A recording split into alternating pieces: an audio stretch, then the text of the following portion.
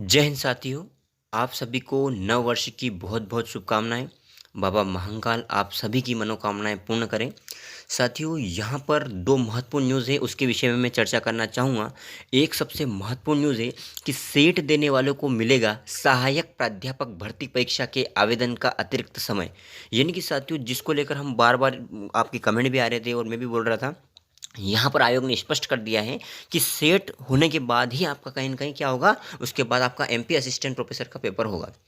और साथियों, क्योंकि यहाँ पर उन्होंने एक बात कही है ना, उन्होंने ये कहा है क्योंकि यहाँ पर क्या है, उन्होंने पहले से बोल दिया है कि जो इस तारीख तक आपको फॉर्म भरना है और वहीं से आपका मान्य होगा, उसके पहले तो आपके पास सेट रहेगा नहीं। लेकिन साथियों, उन्होंने यहाँ पर एक बात कही है, उस बात के माध्यम से आप आयोग तक पहुँच सकते हैं और आयोग तक अपनी बात पहुँचा सकते हैं। आयोग ने कहा है कि अगर आपको ऐसा चाहिए कि सेट जो है पहले हो जाए और उसके बाद में आपकी वो एग्ज़ाम हो असिस्टेंट प्रोफेसर की, है ना, तो इसके लिए आप हमें एक लिखित में आवेदन दें। ये कहा है यहाँ पर साथियों, बहुत ही महत्वपूर्ण है ये।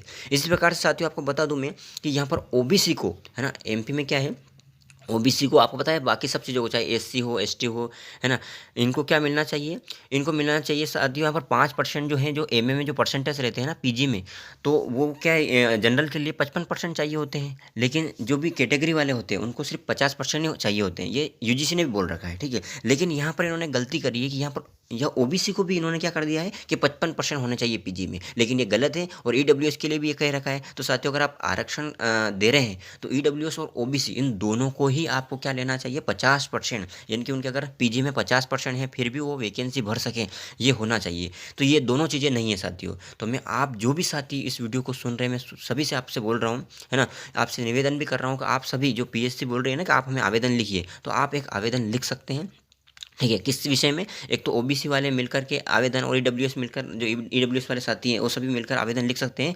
और आयोग को बोलें कि भैया यूजीसी ने खुद नियम बना रखे, उसमें भी सिस्टम है, क्या है कि जो भी आरक्षित वर्ग है उनको सिर्फ पीजी में 50% ही होना चाहिए, लेकिन इन्होंने यहाँ पर 55% कर दिया है। सिर्फ एससी और एसटी को ही इन्होंने क्या बोल रखा है कि आपका जो है 50% होगा, चलेगा। लेकिन यहाँ पर साथियों कुछ वर्ग जैसे कि ओबीसी हो गया, ईडब्ल्यूएस है, इनके साथ में यहाँ पर गलत हो रहा है। तो ये चीज़ भी आप आवेदन लिख के दे सकते हैं। पीएससी निश्चित रूप से साथियों से इसमें संशोधन करेगा। 2017 में ऐसे ही करा था इन्होंने, और 2017 में जब इनको आवेदन लिख कर दिए, लोग जब वहाँ पर पहुँचे तो इन्होंने फिर वापस उसको संशोधित किया। तो अगर आप ऐसा चाहते हो तो आपको ऐसा करना पड़ेगा। दूसरी बात ये बोल रहे हैं कि सेट देने वालों को मिलेगा सहायक प्राध्यापक भर्ती के आवेदन पत्र का अतिरिक्त समय, लेकिन उसके लिए क्या करना पड़ेगा साथियों, यहाँ पर दे रखा है कि मध्य प्रदेश लोक सेवा ने सहायक, समझ रहे हो बात, मध्य प्रदेश लोक सेवा आयोग ने सहायक प्राध्यापक भर्ती परीक्षा के लिए जारी विज्ञापन के बीच उन अभ्यर्थियों ने आवेदन की तारीख पर सवाल उठाए हैं जो 9 अप्रैल को होने वाली सेट, है ना, मतलब स्टेट एलिजिबिलिटी टेस्ट को शामिल होना चाहते हैं।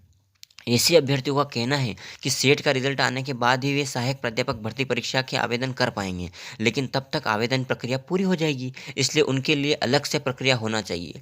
पीएससी प्रबंधन का कहना है कि अगर अभ्यर्थियों की तरफ से, ध्यान दें बहुत ही महत्वपूर्ण बात बोल रहा हूँ, पीएससी प्रबंधन का कहना है कि अगर अभ्यर्थियों की तरफ से कोई लिखित आवेदन आएगा तो निश्चित इस पर विचार करेंगे। यानी कि साथियों, आपको आवेदन लिख कर देना चाहिए, ठीक है साथियों, आवेदन देना चाहिए। एमपीपीएससी आयोग में आपको आवेदन लिख कर देना चाहिए कि क्या क्या जो भी दिक्कतें हैं उस सब उसमें आवेदन लिख के आप दे सकते हैं।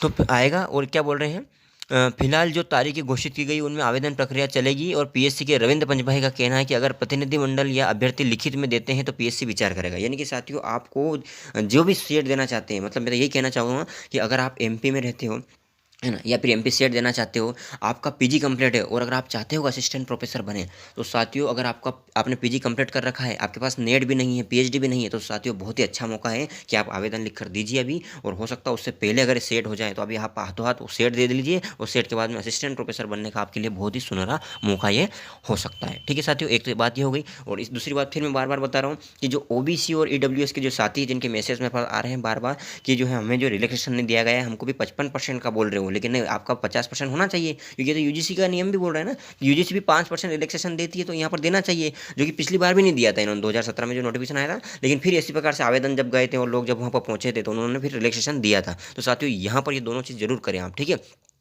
एक और बात साथियों यहाँ पर आई है कि सबसे ज़्यादा जरूरत अंग्रेजी विषय में।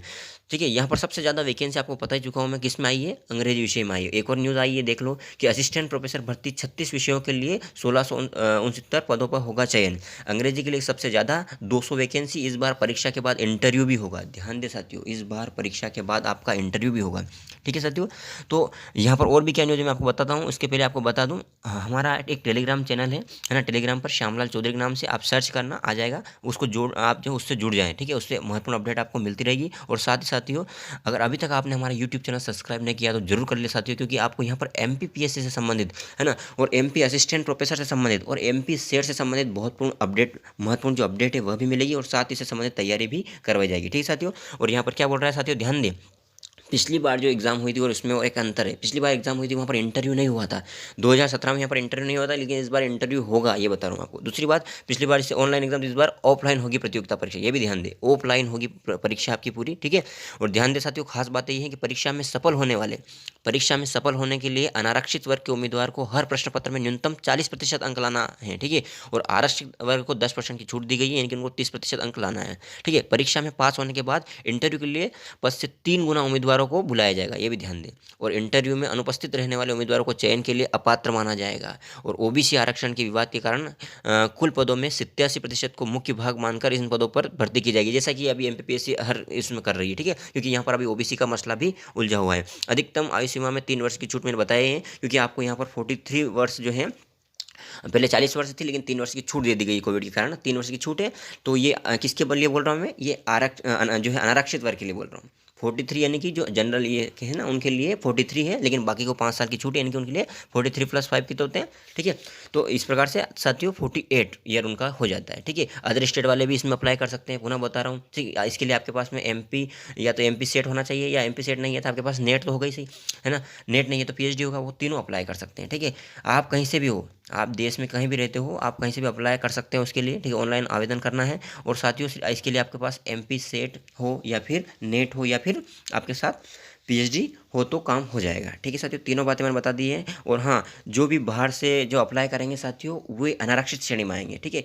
और वो जितनी भी सीटें अनारक्षित श्रेणी की, उस पर अपना आवेदन कर सकते हैं। समझ आ रहा है साथियों। और हाँ, कुछ साथियों का ये भी क्वेश्चन था कि क्या हम SC में आते हैं, ST में आते हैं, OBC में आते हैं, लेकिन हमारे उस श्रेणी में जो है पद कम है ना, पद कम आए, तो क्या हम जनरल से, यानी कि अनारक्षित श्रेणी से आवेदन करें? नहीं साथियों, क्योंकि साथियों यहाँ पर रोस्टर हटा दिया गया है, आपको बता दूं। यानी कि आप, अगर आपकी वर्ग में 5 सीटें भी हैं, तो आप उन 5 सीटें से आवेदन करिए, मतलब आप अपने वर्ग में ही आवेदन करिए। अगर आप SC से हैं, ST से हैं, OBC से हैं, तो आप उसी वर्ग में ही आवेदन करिए, क्योंकि साथियों उसमें क्या होगा, आप जब आपके नंबर जब अनारक्षित श्रेणी से ज़्यादा होंगे ना, तो आप अनारक्षित श्रेणी में चले जाओगे, समझ रहे हैं। और इसका लाभ आपकी कैटेगरी के अन्य जो हैं, जिनके नंबर आपसे कम है, उनको मिलेगा। ठीक है। यानी कि ऐसा नहीं है कि अगर आप SC कैटेगरी से हैं और आप SC से फॉर्म भरते हैं तो आप SC की सीट में जाएंगे, नहीं। अगर आपके अच्छे नंबर होंगे तो आप जनरल की सीट में भी जा पाओगे, जनरल से मतलब वही अनारक्षित श्रेणी में आप जा पाओगे। ठीक है समझ।